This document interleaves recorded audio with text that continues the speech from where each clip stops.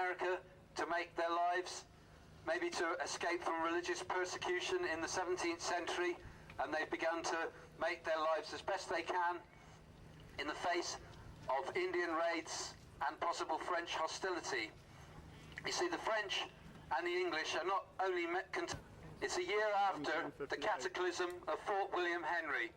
Those of you who have seen the movie Last of the Mohicans will know a little bit about the Fort William Henry massacre. It was indeed a strong turning point in the war. It was the Indians, actually, just for those of you who don't know what happened, the Indians massacred a column of English troops that had actually, as lakes and rivers were the motorways of colonial warfare in North America. And at vital places on these, as I mentioned, most expeditions would travel by lake, sometimes with great fleets of boats and whaleboats, travelling many hundreds of boats across the lake. Obviously very visible, but in force they weren't a problem. Unless, of course, there were French and Indian canoes on the water, or they could be attacked from a fort. And there you see the first skirmish. What it looks like we may have a French raid, as the British at Fort Edward here in upstate New York are preparing to mount an expedition on the French. The wily French and their Indian allies have decided, rather than wait, to actually get right stuck in now. Now this tactic, a kind of attack rather than wait to be attacked, was part of the New France strategy. Although they were vastly outnumbered, what they did was they constantly attacked the New Englanders, so the New Englanders could never know what particular part of the world they were going to be coming from, so they had to tie colonists. So protecting a very wide front line, if you like, across, waiting for small French raiding parties that could easily come down and pick them off. There you can see in the bushes the red caps of the Canadian militiamen. These are the descendants of the Quebecois that you still see living in Canada now, the French-speaking. So there you see some bluecoats and men from Royal Navy, the senior service of the British Army, the British forces, and colonists, colonial militiamen.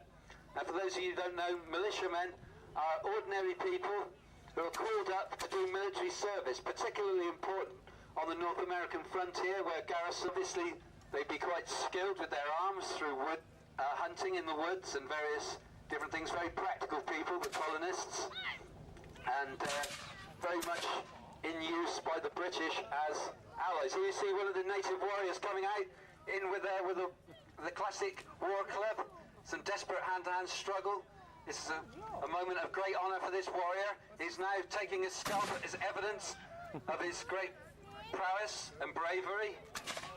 A lot of native warfare is all down to things like status, and this man's status would now be highly rated amongst his people. And now, leaving the fort, up to the left there, ladies and gentlemen, you see members of the Black Watch, the 42nd Highland Regiment, and some of their native allies are venturing out to help. Now the Highland troops were very useful in the North American wilderness. They were hardy and used to living in quite different people that had grown up in the Highlands of Scotland. And now, ladies and gentlemen, if you look in through the gap through the trees, you'll see the proud ranks of King Louis's army, the brave soldiers of New France, about to enter the fray.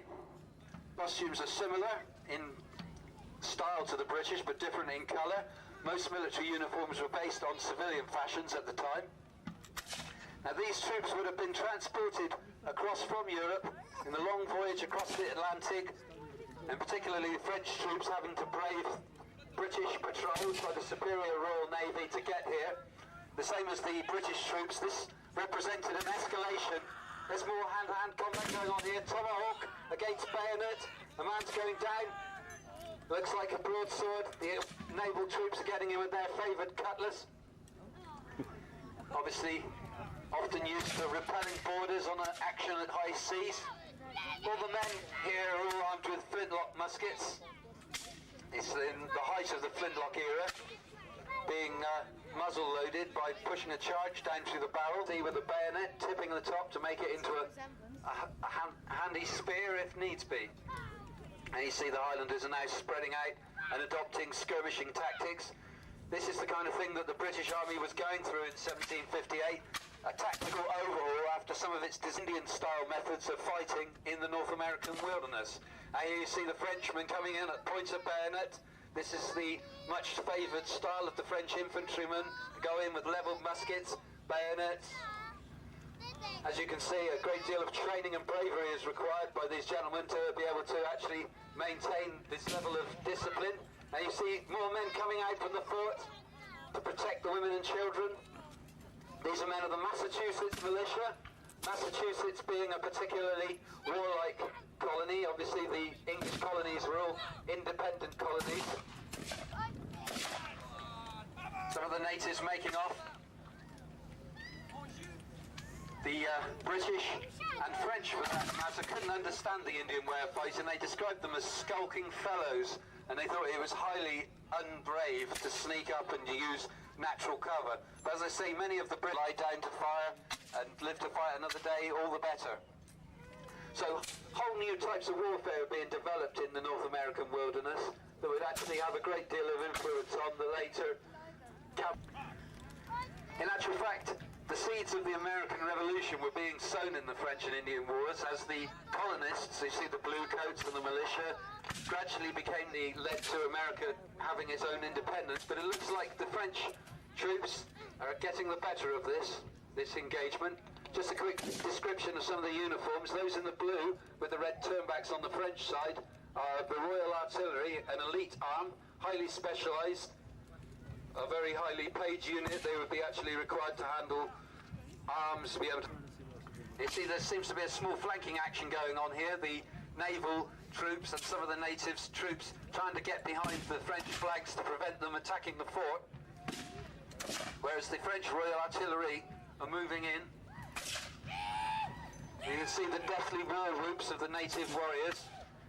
Just to remind you, these are woodland Indians, to differentiate them from the Plains Indians who you may see from Western movies who ride horses. These people would more likely to be travelling about on a canoe than on a horse. Quite skilled at actually selling themselves off to the highest bidder in terms of alliances, particularly in this war between England and France. Many tribes switch sides to get a better deal.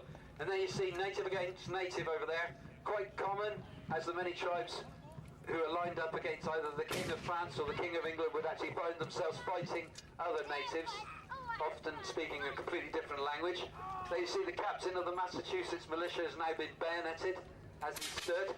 A very brutal war in North America. None of the tactical niceties and pleasantries that you might find on a European boat stand that would have brought their siege artillery. So whether they'll actually be able to mount an assault on this fort is another thing. Some more desperate hand-to-hand fighting going on.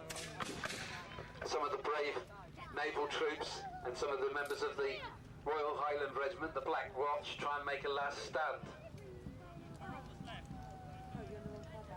I'm not sure whether the French officer will give them terms, which will mean allow them to march out, or whether they will wipe them out where they stand. As you can see now, some of the Royal Artillery are all taking off some of the much needed ammunition and supplies from the British. This is what there'd been a bad harvest and food was short. The people of Quebec and Montreal were already reduced to eating horse meat. The British Navy, which was much more powerful than the French Navy at this time, had managed to prevent a lot of arms and supplies coming across the Atlantic. So much needed. The French did actually achieve a number of very good victories. British heavily outnumbered the French, but by being highly mobile, the French were able to strike wherever they pleased and to pick British garrisons off, like this one, in small packets and destroy them.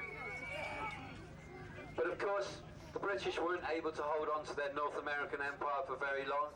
In about 20 years' time, some of the colonists who'd fought as allies alongside the British, people like George Washington, eventually rose up to fight against the British and used the skills that they'd learned fighting the French and turned them against the British. So, although a victory for Britain in the long run in North America, in the short term,